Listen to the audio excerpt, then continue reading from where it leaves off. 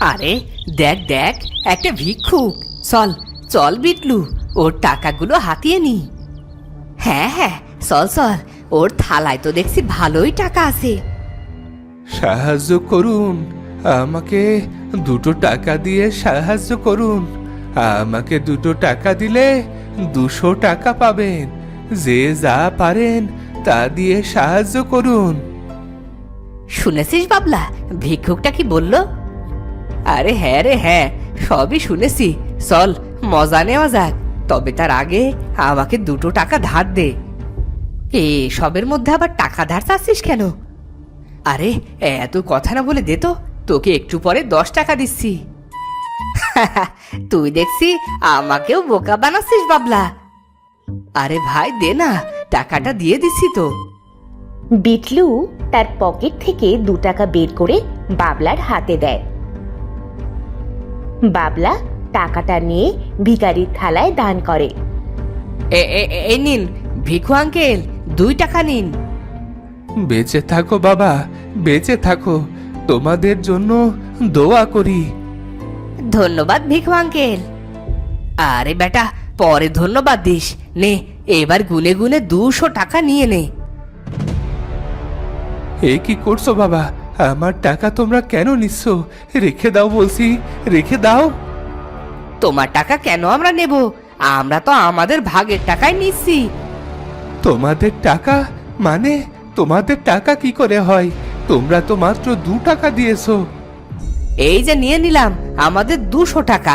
তুমি তো বলেছিলে 2 টাকা দিলে 200 টাকা দেবে, তাই তোমার কথা মতোই 2 টাকা দিয়ে 200 টাকা নিয়ে নিলাম।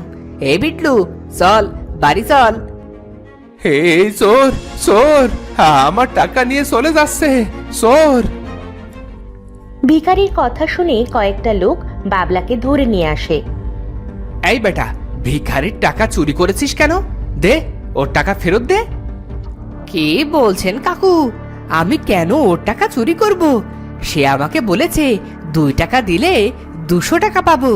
কি ভিকু কাকু, এ কথা বলেননি আপনি? আপনি কি সত্যি এই কথা বলেছেন? হ্যাঁ বাবা, বলেছি। তবে দেখেছেন কাকু, সে হ্যাঁ বলেছে, তাই আমি তার কথা মতো 2 টাকা দিয়ে 200 টাকা নিয়েছি। বলুন, এটা কি চুরি হলো? না তো, তুই তো ঠিক কথাই বলেছিস। এই বেটা ভিখারি, তুই মানুষকে যদি কখনো মিথ্যে অপবাদ দিস, তোকে এই গ্রাম ছাড়া করে দেব। এরপরে সবাই চলে যায়। ভিখারি তার কষ্টে 200 টাকা হারিয়ে কাঁদতে থাকে। কি হয়েছে ভিখারি আঙ্কেল? আপনি গাছের নিচে বসে কান্না করছেন কেন? আর বলো না, সব জায়গায় আমার দুঃখ। খোদা আমার কপালে এই বুঝে লিখে রেখেছে। আল্লাহ যা করে আমাদের সবার মঙ্গলের জন্যই করে। হয়তো সামনে আপনার জন্য আরো ভালো কিছু অপেক্ষা করছে। ভালোর জন্য? আমার ভালোর জন্য কিছুই নেই গো মা। আজ 2টো ছেলে আমার ভিক্ষে করা 200 টাকা ছিনিয়ে নিয়ে গেছে। তুমি জানো না কত কষ্টে আমি ওই টাকা পেয়েছিলাম। এখন আমি কি খাবো, কি খেয়ে বেঁচে থাকবো? ও, তাহলে এই কথা। আচ্ছা, আপনি আমাদের বাড়ি চলুন। আমার মা আজ মুরগির ঝোল রান্না করেছে। ভিখারিকে নিয়ে সেতু তার বাসায় যায়। সেতু তার মাকে ভিখারির কথা খুলে বলে। ও, তাহলে এই কথা। আচ্ছা সেতু, তুই তাকে নিয়ে বস, আমি খাবার নিয়ে আসছি। সেতুর মা ভিখারিকে খাবার খেতে দেয়। ভিখারি পেট পুড়ে খেয়ে নেয়। আজ তাহলে আসি মা। হ্যাঁ আঙ্কেল, আবার আসবেন কিন্তু। হ্যাঁ ভাই, যখন আপনার খিদে পাবে তখনই চলে আসবেন। ভিখারি চলে যায়।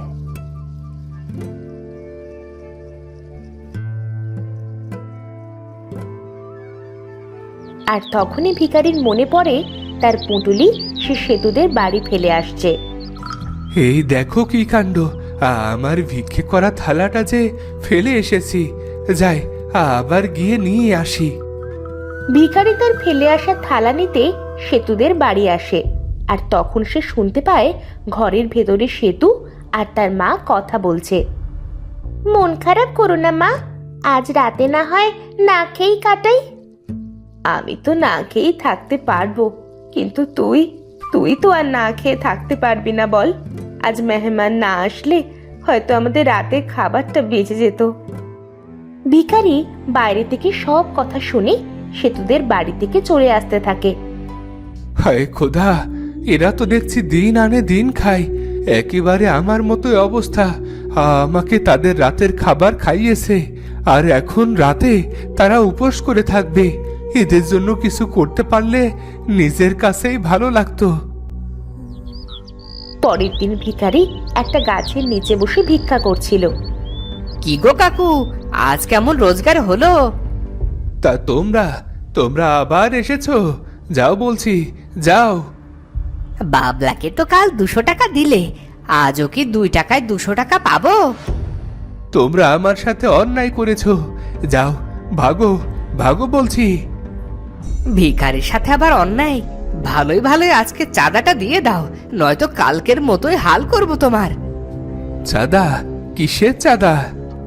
ওরে বাবা, আমাদের এলাকায় ভিক্ষে করবে আর আমাদের চাঁদা দেবে না, তা কি করে হয়? এ কথা বলে তারা ভিখারির সব টাকা ছিনিয়ে নেয়। ভিখারি চোর চোর বলে চিৎকার করলে কয়েকজন লোক চলে আসে। আরে এখানে হচ্ছেটা কি? দেখুন না কাকু, আমরা এদিক দিয়ে যাচ্ছিলাম, আর তখনই এই ভিখারিটা আমাদের সব টাকা ছিনিয়ে নিয়ে ওর থালায় রেখে দিয়েছে। ভিখারি চোর, মার মার ওকে, মার। ভিখারিকে মেরে তারা চলে যায়। আজও সেতু ফেরার পথে ভিখারিকে গাছের তলায় শুয়ে থাকতে দেখে। এ কি হয়েছে আঙ্কেল? আপনার সারা শরীর দেখছি রক্তে রক্তাক্ত হয়ে আছে। ও তেমন কিছু না, ওই দুষ্টু ছেলে দুটো আজও আমার টাকা ছিনিয়ে নিয়ে এই হাল করেছে। ইস, চলুন আঙ্কেল, আমাদের বাড়ি চলুন। ভিখারিকে নিয়ে সেতু তাদের বাড়ি আসে। এরপরে সেতু আর সেতুর মা ভিখারির হাত পা কাপড় দিয়ে বেঁধে দেয়। শোন সেতু, লোকটার অবস্থা বেশ ভালো নয় মনে হচ্ছে রে। আমি আমাদের এই বাড়ির দলিল মণ্ডল মশাইকে দিয়ে কিছু টাকা নিয়ে আসি, তারপরে ডাক্তার নিয়ে লোকটার চিকিৎসা করাবো। ঠিক আছে মা, তুমি যা ভালো মনে করো। ভিখারি পাশের রুম থেকে সেতু আর সেতুর মায়ের সব কথা শুনে ফেলে। হায় খোদা, পৃথিবীতে এদের মতো মানুষ আছে বলেই এখনো পৃথিবী ধ্বংস হয়নি। আঙ্কেল, আপনার দেখছি জ্ঞান ফিরেছে। তা আঙ্কেল, আপনার পরিবারে কি কেউ আছে? পরিবার পরিবার বলতে সবকিছুই ছিল, কিন্তু তা আজ অতীত। কি সেই অতীত আঙ্কেল? আমি আজ ভিখারি হলেও আগে আমি ভিখারি ছিলাম না। বিলেত দেশে প্রায় 30 বছর কাটিয়ে বউয়ের কাছে অনেক টাকা পাঠিয়েছিলাম। একদিন বিলেত শেষে দেশে এসে শুনি বউ আমার সব টাকা পয়সা নিয়ে অন্য আরেকজনকে বিয়ে করেছে। এদিকে অনেক বছর বিলেতে কাজ করতে করতে আমি অনেক কঠিন রোগে আক্রান্ত হয়ে পড়ি। এর জন্য আমি আর কাজ করতে পারি না, তাই সেই ভিখারির পদ বেছে নিই। আপনার দেখছি আমাদের চেয়েও খারাপ অবস্থা। তোমাদের অবস্থা কি সেটা বলো? আমাদের পরিবারটা অনেক সুন্দর ছিল। আমি যখন ছোট ছিলাম তখন আমার বাবা বিলেতে কাজ করতে চলে যায়। সেই যে গেছে আর আসেনি। সবাই বলছিল যে বাবা নাকি মারা গেছে, আর তখন থেকেই মা মণ্ডল বাড়িতে কাজ করে আমাদের সংসারের হাল ধরে। আর তখনই ভিখারি একের পর এক কাঁদতে শুরু করে।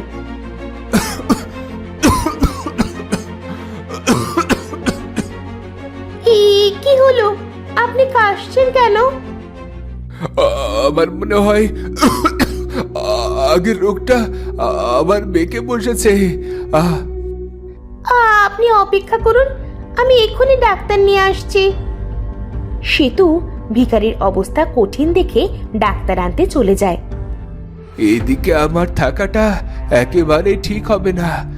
আমি এদের আর কষ্ট দিতে চাই না। আমার এখনই এখান থেকে চলে যাওয়া উচিত।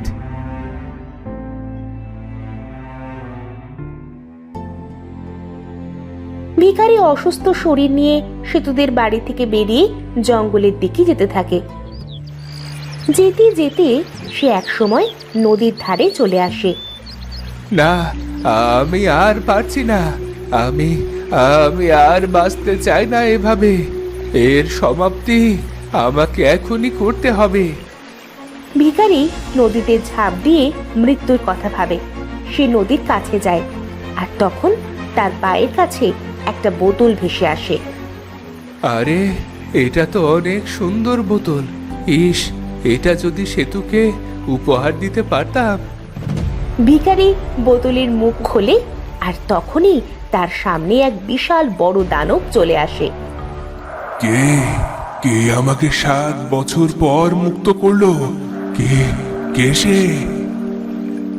আমি আমি এক সাধারণ ভিখারি, কিন্তু আপনি কে?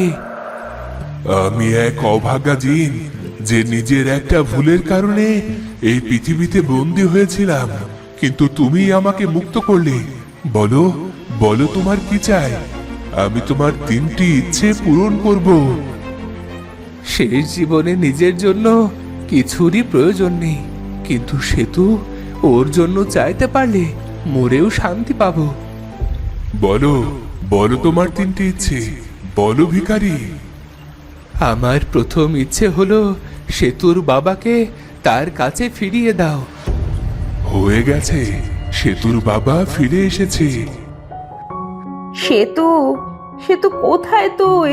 তাড়াতাড়ি এদিকে আয়, দেখে যা মা, তোর বাবা ফিরে এসেছে। বাবা! আমার লক্ষ্মী সোনা সেতু। হ্যাঁ ভিখারি, এবার তোমার দ্বিতীয় ইচ্ছের কথা বলো। আমার ইচ্ছে শেষ হলে কোনো কষ্ট ছাড়া মৃত্যু দিও, যাতে কেউ আমার লাশ আর খুঁজে না পায়। হয়ে যাবে, এবার তোমার শেষ ইচ্ছে বলো। সেতুর মনে যে প্রথম আশা রয়েছে সেটা তুমি পূরণ করে দাও। ওর মনের প্রথম ইচ্ছাটা তুমি পূরণ করে দিলে আমার মনেও যে শান্তি আসবে। শেষ, দ্বিতীয় ইচ্ছে অনুযায়ী এবার তোমার মৃত্যুর পালা। দানব তার জাদু শক্তি দিয়ে ভিখারিকে ভস্ম করে দেয়, আর দানবও হাওয়ায় মিলিয়ে যায়। বাবা, আজ আমি অনেক খুশি। ভিক্ষুক আঙ্কেল, কোথায় তুমি? ফিরে এসো, দেখে যাও, আমার বাবাকে দেখে যাও।